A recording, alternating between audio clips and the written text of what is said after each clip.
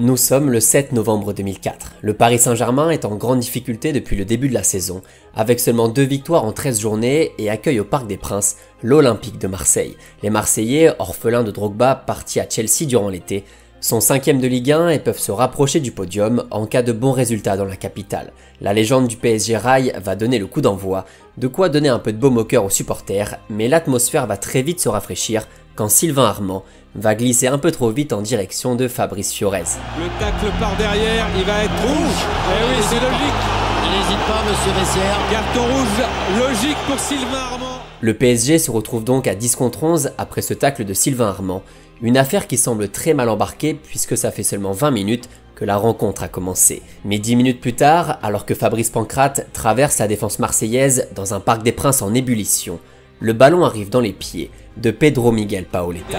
Paoletta dans la surface d'affaire. Oh le but exceptionnel encore une fois face à un Barthez maudit devant le Portugais. Pedro Miguel Paoletta qui ouvre son pied et qui trouve Fabien Barthez.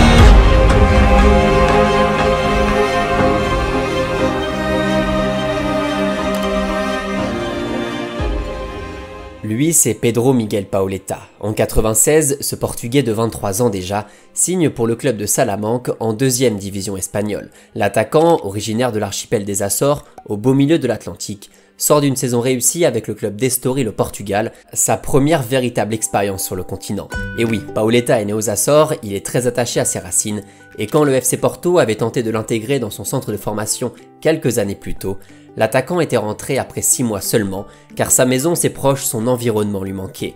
Nous sommes donc en 1996, le mal du pays est passé, et Paoletta est enfin sorti de la galère après plusieurs échecs consécutifs dans les divisions inférieures portugaises. Paoletta va alors claquer 2 très bonnes saisons en Espagne, la première en D2, la deuxième en Liga, l'occasion de caler quelques jolis buts.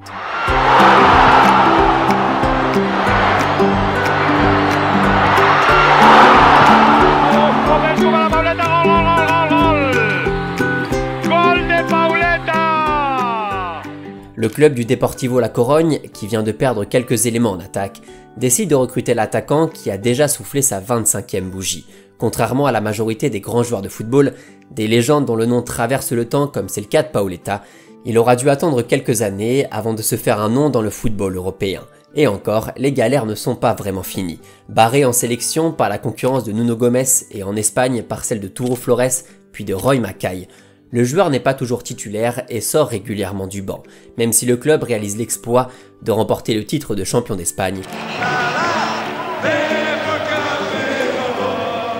Paoletta, gêné par des blessures à la cuisse, marque seulement 22 buts en 78 matchs, un ratio relativement bas quand on connaît ses qualités offensives. Suite à ces bons résultats, le Deportivo décide de garder Roy Mackay évidemment, mais aussi de recruter Diego Tristan, un attaquant espagnol prometteur qui sort d'une bonne saison avec Majorque. C'en est trop pour le Portugais, qui sent bien que sa carrière est en train de stagner un petit peu, et signe pour les Girondins de Bordeaux dans les dernières minutes du mercato.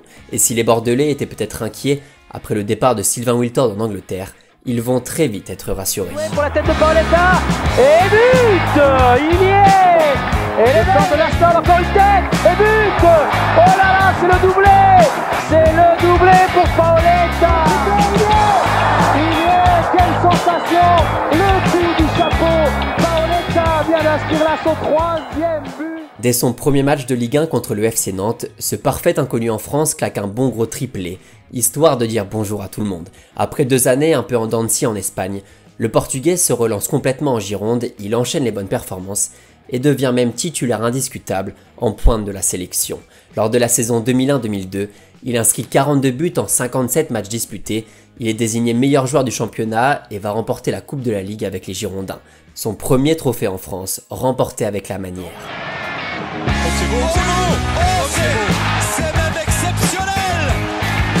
Sur ce centre à l'aveugle de Dugarry, cette volée de Paoletta, il y a tous des très beaux gestes du football, oui. Ça y est, Paoletta fait désormais partie du gratin des attaquants européens, il a claqué un autre triplé, cette fois-ci en Coupe du Monde contre la Pologne, et semble épanoui dans cette belle équipe de Bordeaux, avec Dugarry, avec Meriem et aussi avec Vicage Dorasso. Une équipe qui accroche les places européennes, mais qui a du mal à faire plus, pour réitérer l'exploit de 1999. En 2003, Paoletta va refaire le coup Les pensionnaires de Ligue 1 vont le désigner encore une fois comme le meilleur joueur du championnat, après une 3e saison d'affilée où il marque plus de 20 buts en France. J'ai marqué le but, j'ai ouvert le bras et lui le lendemain il a mis bon c'est l'aigle des Açores. Et moi j'ai trouvé ça une belle hommage.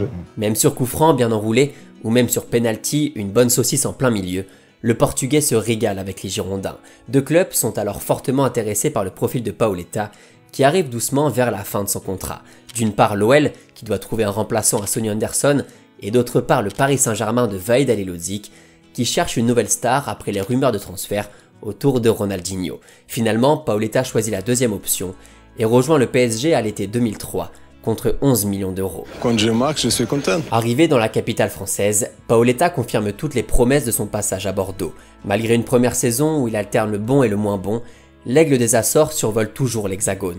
On retrouve rapidement ce style de vrai buteur, de renard des surfaces opportunistes, mais aussi ce joueur extrêmement fin balle au pied, qui excelle dans l'art de la première touche du premier contrôle pour se mettre dans le sens du but. C'est pas le joueur le plus rapide, c'est pas le joueur le plus costaud quand il est dos au but, on est très loin du pivot idéal, mais c'est un attaquant, pied gauche, pied droit ou de la tête, peu importe. Tu lui envoies un ballon et il sait parfaitement le transformer en occasion. Cette justesse dans les déplacements d'abord, puis dans le geste final, était sûrement la plus grande qualité de Pedro Miguel Paoletta. Il suffit de lire les interviews des gardiens ou des adversaires qui ont joué contre lui pour comprendre le style d'attaquant qu'il était, toujours à la limite du hors-jeu, toujours à se cacher dans la défense. C'est un attaquant qui vous épuise, un gars que tu vois pas pendant 80 minutes et qui tout d'un coup pointe le bout de son pied. Pour sa première année au PSG, il marque 18 buts en Ligue 1 et remporte la Coupe de France en marquant le seul but de la rencontre. Bien frappé, bien frappé. Ouverture du score, Stade de France. Miguel Pedro Paoletta, Paris menait à 0 Jean-Michel. Sur un coup de pied de coin. Sachant qu'en plus, le PSG a terminé deuxième du championnat, juste derrière l'OL. Histoire de se faire plaisir et de se remettre une bonne louche de nostalgie, voilà quelques noms du PSG lors de cette saison. Jérôme Alonso, José-Pierre Fanfan, Gabriel Heinze, Bernard Mendy, Lorik Sana, Reynaldo El Karkouri Boskovic, Modeste Mbami, Daniel Luboya ou encore Juan Pablo Sorin. L'année suivante est un peu moins bonne, aussi bien sur le plan collectif qu'individuel. Le Portugais n'est pas aussi tranchant en Ligue 1 et en Ligue des Champions. Le PSG termine seulement 9e du championnat. C'est dommage étant donné les résultats de la saison précédente. Bon, à côté de ça, Paoletta enchaîne les buts en sélection, il plante 17 fois en 25 matchs, mais a toujours un peu de mal à se faire une place dans le cœur des Portugais. Et ce point-là, on y reviendra dans quelques instants car c'est un point majeur de la carrière de Paoletta. Nous voilà donc au début de la saison 2005, le PSG galère toujours en championnat et ça va pas vraiment s'arranger avec le temps, mais se console en remportant la Coupe de France contre l'Olympique de Marseille. C'est fini, c'est la fin du match, il n'y aura pas de relance. 7e victoire en Coupe de France du Paris Saint-Germain. Un grand bravo aux hommes de Kilakonde qui remportent donc cette finale inédite, Jean-Michel, entre Marseille et le Paris Saint-Germain. Ils l'ont mérité, ils ont tremblé jusqu'à la fin après. Paoletta, désormais capitaine de l'équipe, termine d'ailleurs meilleur buteur de la compétition en marquant lors des huitièmes, lors des quarts et lors de la demi-finale contre Nantes. C'est quand même un phénomène, passeur sur le premier but parisien, buteur sur un but somptueux, une reprise de volée somptueuse qui envoie son équipe en finale. Et puis quel match surtout, quel match de ce joueur qui a failli manquer cette demi-finale. Ça aurait sûrement pas été la même chose pour les Parisiens s'il n'avait pas été là. Malgré cette saison un peu tristounée en championnat, Paoletta termine meilleur buteur de Ligue 1 et va récidiver la saison suivante, alors que le club s'enfonce vers le bas du classement. 15e en 2007, puis 16e en 2008. Le PSG plonge vers la relégation, malgré une équipe loin d'être ridicule, mais va se sauver lors de l'ultime journée face à Sochaux. Le club parisien est catastrophique en championnat, mais enchaîne les bonnes performances en coupe, finaliste encore une fois en Coupe de France et vainqueur de la Coupe de la Ligue. Paoletta vient de souffler sa 35e bougie, et alors qu'il est devenu depuis quelques mois le meilleur buteur de l'histoire du club parisien, il décide d'arrêter pour de bon sa carrière professionnelle. Lors de son dernier match au Parc des Princes, juste après le coup de sifflet final, le joueur s'effondre sur la pelouse, envahi par l'émotion. J'ouvre le bras comme toujours, mais maintenant ça a terminé. C'est dommage que le football ça termine vite, mais c'est la vie de foot.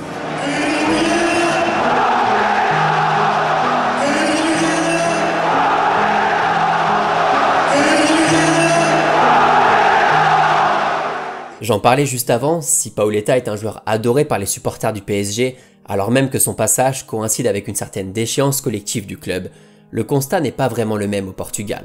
Pourtant, le joueur a été pendant quelques années le meilleur buteur de l'histoire de la sélection, avec 47 buts marqués en 88 apparitions. Dépassé depuis par la machine Ronaldo, l'Aigle des Açores n'a jamais été prophète en son pays et a toujours eu du mal à se faire accepter par les supporters portugais, malgré son efficacité avec la sélection. Remplaçant lors de l'Euro 2000, invisible et surtout blessé lors de la version 2004, organisée à domicile, transparent lors du Mondial 2006, Paoletta brillait en qualification mais avait beaucoup plus de mal lors des grandes compétitions. Les Portugais n'ont pas hésité à le critiquer, trop individuel, trop égoïste. Putain, mais vous êtes en face de vous frapper au but. Si tu frappes pas, c'est sûr que tu vas pas marquer, ça c'est sûr. N'est pas un grand attaquant, un vrai attaquant qui n'est pas un égoïste, c'est impossible. Trop discret quand le niveau devenait plus relevé, Paoletta était la cible facile des médias et des supporters pour expliquer la disette du Portugal. Autre élément à ne pas négliger, le numéro 9 n'a jamais joué pour l'un des grands clubs du pays, Sporting, Porto ou Benfica, 3 grosses bases de supporters dont aucune n'a pu apporter son soutien à l'attaquant portugais. S'il y a des fans ou des supporters de la Seleção dans les commentaires, n'hésitez pas si vous avez quelques éléments d'explication sur ce désamour difficilement compréhensible.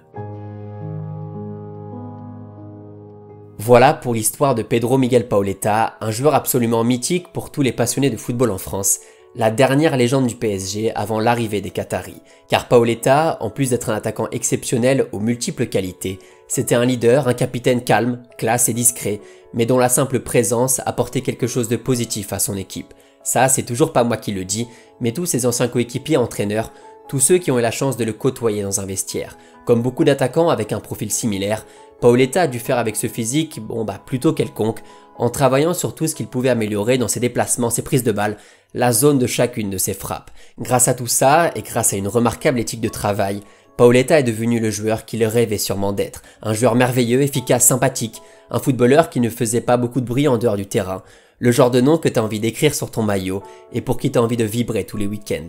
Au stade d'abord, ou via les commentaires devant la télévision. Paoletta, il est en feu, sa réussite totale ce soir, le triplé pour Pedro Paoletta. J'ai jamais été supporter du PSG, mon club à moi c'est le Stade Malherbe, mais Paoletta m'a clairement marqué à l'époque et je ne pense pas être le seul, car on sentait bien que c'était un gars qui respirait simplement la passion du football. D'ailleurs, le Portugais racontait que lorsqu'il croisait des supporters marseillais, dans un McDo par exemple, il n'y avait que du respect et de la bienveillance, loin des querelles entre les deux clubs. Et les supporters m'ont vu, il m'a dit « Pedro, nous avons beaucoup de respect pour vous, vous toujours respectez le Marseille, c'est vrai que vous nous faites chier, que vous marquez toujours contre nous, mais nous respectez vous. » J'ai pris mon truc, j'ai sorti de ce grâce à Dieu. C'était bien passé. Adulé en France, l'histoire fut un peu plus compliquée avec la sélection et c'est bien dommage, car au pays d'Eusebio Cristiano, de Luis Figo ou de Rui Costa, Paoletta aurait bien mérité une place un peu plus importante. Lui qui était tellement attaché à son archipel, les Açores, lui qui a navigué du sud vers le nord, d'Estoril à Bordeaux, en passant par La Corogne, a fini sa carrière à Paris où il est devenu l'un des plus grands joueurs de l'histoire du club. Et pourtant, on peut légitimement se demander s'il n'était pas encore plus fort quand il était à Bordeaux, avec ce ratio de 91 buts marqués en Gironde, pour seulement 130 matchs joués. Un footballeur atypique comme son parcours, une première sélection à 24 ans, ses premiers vrais coups d'éclat juste avant la trentaine et puis soudain, son arrivée au PSG. Là-bas dans la capitale, même quand le club allait mal, quand les groupes de supporters se déchiraient, quand les saisons parisiennes étaient de plus en plus éprouvantes, Paoletta ramenait toujours ce petit brin de folie qui transportait les supporters. Loin d'être un ovni du football, Pedro Miguel brillait par sa simplicité et son sang-froid dans la surface de réparation. Comme un aigle, le Portugais était discret mais faisait mal. Comme un aigle, le numéro 9 se cachait tranquillement et abattait sa proie. Comme un aigle, Paoletta finissait toujours par déployer ses ailes et son ombre encore aujourd'hui plane doucement au-dessus du Parc des Princes. Excentré l'attaquant du Paris Saint-Germain.